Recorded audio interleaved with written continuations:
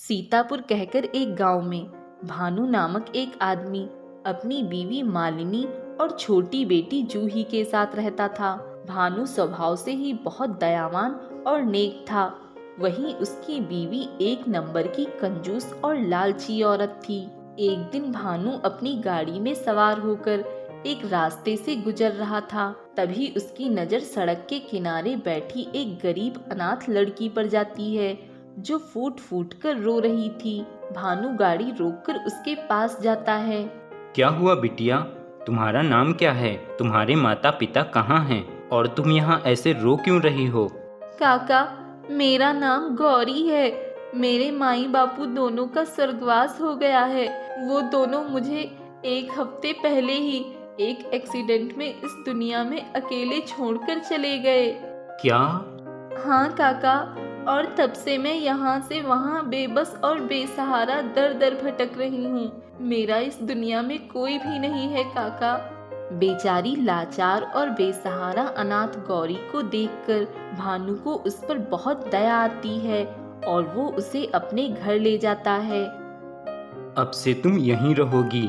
तुम्हें अब रोने की कोई जरूरत नहीं है गौरी बिटिया। धन्यवाद काका। अब ये महारानी कौन है? कहाँ से लाए हो इसे तुम भानु? मालिनी, ये गौरी है। इसका इस निर्दयी दुनिया में कोई भी नहीं है, इसलिए ये अब हमारे साथ हमारे ही घर में रहेगी। क्या ये गंदे कपड़े वाली घटिया लड़की मेरे साथ?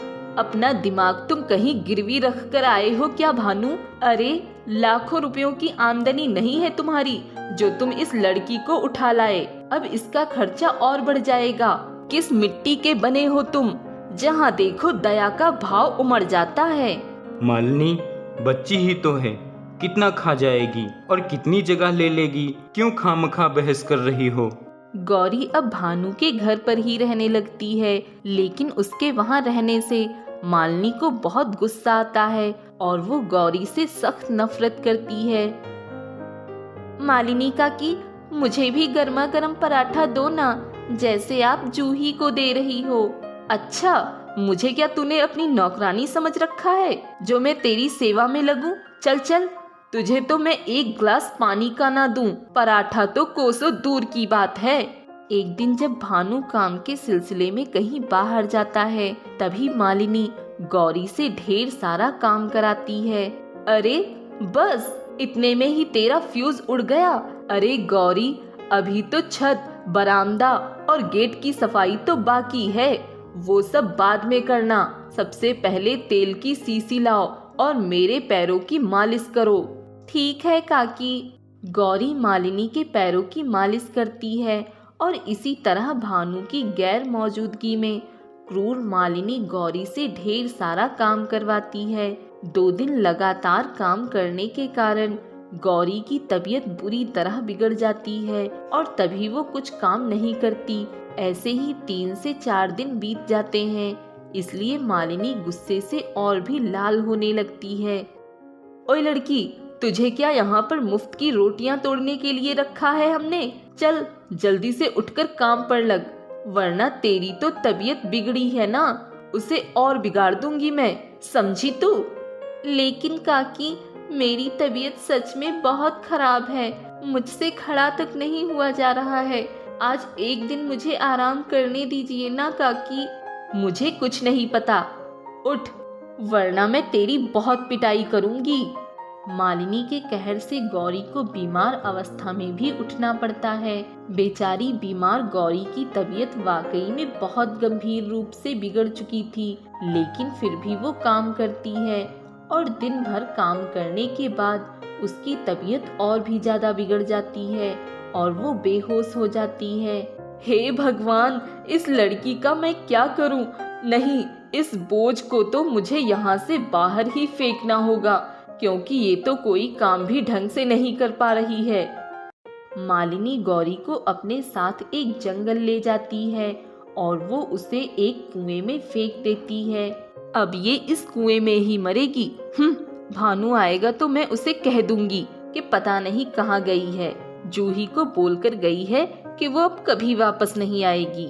मालिनी के जाने के बाद उस कुएं से रोशनी उजागर होती है और उस अलौकिक रोशनी के साथ ही कुएं से 8 जलपरियां गौरी को बचाते हुए निकलती हैं और उसे जीवन दान देती हैं।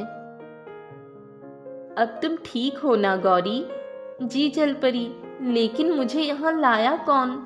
तभी 8 जलपरियों में से एक जलपरी उसे सब बताती है और वो सब सुनने के बाद गौरी को बहुत दुख होता है। ऐसा कैसे कर सकती हैं मालिनी काकी मेरे साथ? वो इतनी निर्दयी कैसे हो सकती हैं? जो हुआ सो हुआ, लेकिन अभी तुम्हें बिल्कुल भी घबराने या चिंता करने की कोई जरूरत नहीं है बिटिया, क्योंकि अब हम 8 जलपरियां तुम्हें एक नया जीवन प्रदान करेंगे। जलपरियां एक साथ मिलकर अपनी जादुई शक्तियों से गौरी के लिए एक बड़ा सा आलीशान महल प्रकट करती हैं और उसे वो सारी चीजें देती हैं जिनकी उसे जरूरत हो। धन्यवाद 8 जलपरियां, मैं हमेशा आप लोगों की आभारी रहूंगी। जाओ गौरी, जी लो अपनी जिंदगी और घबराओ मत, क्योंकि हम 8 जलपरियां हमेशा तुम्हारी रक्षा करेंगे। गौरी अब एक बहुत ही अच्छा जीवन जीने लगती है और गांव में सभी को जंगल में बने हुए गौरी के महल के बारे में पता चल जाता है। जब मालिनी को ये बात पता चलती है तभी उसे बहुत हैरानी होती है। ऐसा कैसे हो सकता है? मैंने तो उसे अपने हाथों से उस कुएं में धक्का मारा था। अच्छा मालिनी, तो तुमने उस बेचारी गौरी को कुएं में मरने के लिए छोड़ दिया था? तुम इतना नीचे गिर सकती हो, ये मैंने कभी नहीं सोचा था। चुप रहो तुम और जाओ अपने काम पर ध्यान दो। मालिनी मुंह बनाकर वहां से चली जाती है और सीधे जंगल में मौजूद गौरी के महल के पास जाती है। वाह, ये तो बहुत ही आलीशान महल है। आज तो मैं गौरी का सारा धन लूट कर ही रहूंगी। वो कहीं से भी अमीर बनी हो, लेकिन वो मुझे आज उसके धन को लूटने से नहीं रोक सकती। मालिनी उस महल में जा रही होती है कि तभी वहां उसके ऊपर सोने के सिक्कों की बारिश होने लगती है और वो खुशी से झूम उठती है। अरे वाह, ये तो गजब हो गया, सोने के सिक्कों की बारिश। लेकिन वहां इतनी ज्यादा सोने की सिक्कों की बारिश होने लगती है कि मालिनी उन सिक्कों के भार में दब जाती है और उसकी जान जाने लगती है। वो दर्द से कराहने लगती है। नहीं, बचाओ मुझे, बचाओ। तभी वहां पर गौरी, भानु और जादुई कुएं की 8 जलपरियां भी आती हैं। अब यही तुम्हारी सजा है मालिनी। कहा था तुम्हें, लालच बुरी बला है। जिस धन के पीछे तुम इतनी लोभी हो चुकी हो, आज वही धन तुम्हारी जान लेने का कारण बनेगा। अगर आप मुझे थोड़ा सा भी प्यार देती तो मैं आपको देवता समझ बैठती, लेकिन आपने तो मुझे मौत के मुंह में बेरहमी से फेंक दिया। मालिनी को उसके कुकर्मों की सजा मिल जाती है। वो उस सिक्कों के भार के नीचे दबकर मर जाती है और 8 जलपरियां हमेशा गौरी की हिफाजत करती हैं। निर्मल नगर गांव में एक गरीब पति पत्नी रमेश और रागिनी रहते थे। उनकी एक बेटी रीना और बेटा दीपू था, जो गांव के ही सरकारी स्कूल में पढ़ने जाते थे। रमेश शहर जाकर मजदूरी करके अपने परिवार का भरण पोषण करता था। एक दिन रमेश सुबह सुबह काम के लिए निकला और जल्दी ही वापस घर लौट आया। रमेश अपने आंगन में उदास होकर बैठ जाता है। तभी उसकी पत्नी रागिनी रमेश को उदास देखकर फौरन उसके पास आ जाती है। क्या बात है रीना के पापा, बड़ी जल्दी लौट आए, आज काम नहीं मिला क्या? नहीं। क्यों? कोरोना बढ़ रहा है, सरकार ने लॉकडाउन लगा दिया है। फिलहाल बाहर के सारे काम धंधे बंद हो गए हैं। सब घर पर रहकर काम करें, ऐसा सरकारी आदेश है। पर मैं मजदूर आदमी घर पे क्या करूं? आप चिंता मत कीजिए, कभी न कभी तो सरकार लॉकडाउन खोलेगी। जब खोलेगी तब खोलेगी, पर अभी हम क्या करेंगे और हम क्या खाएंगे? घर में जो कुछ थोड़ा बहुत है वो तो 1-2 दिन का ही राशन बचा हुआ है। उसके बाद हम कहाँ से लाएंगे राशन पानी? हम तो रोज कुआं खोदने वाले, रोज पानी पीने वाले मजदूर हैं। अब रागिनी और रमेश बेहद चिंता में पड़ जाते हैं। तभी वहाँ रीना और दीपू आते हैं और रीना अपने माता पिता को उदास देखकर अपने पापा से कहती है, पापा आप पैसों की चिंता क्यों करते हो? मेरे पास बहुत पैसे हैं। मेरी लाडली बेटी, तेरे पास इतने सारे पैसे कहाँ से आए? पापा मेरे पास एक जादुई गुल्लक है जिसमें ढेर सारे पैसे रखे हैं।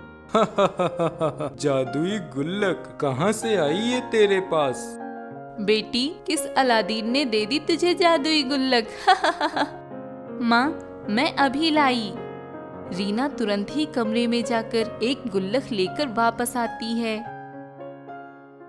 पापा ये लो, ये रही वो जादुई गुल्लक। अरे ये तो सच में तेरे पास एक गुल्लक है।